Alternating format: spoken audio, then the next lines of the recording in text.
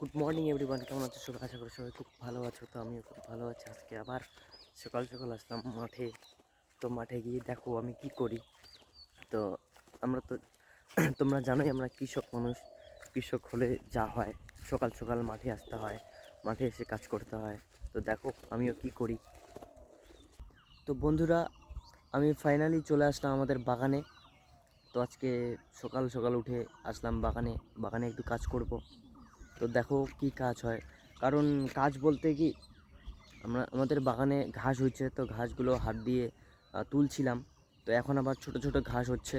তো ওগুলা যাতে বড় না হয় তার জন্য এই যে 3 কাটা নিয়ে আসি। তো যাতে ছোট ছোট ঘাসগুলো না উঠে তার জন্য 3 কাটাটা দেওয়া হবে।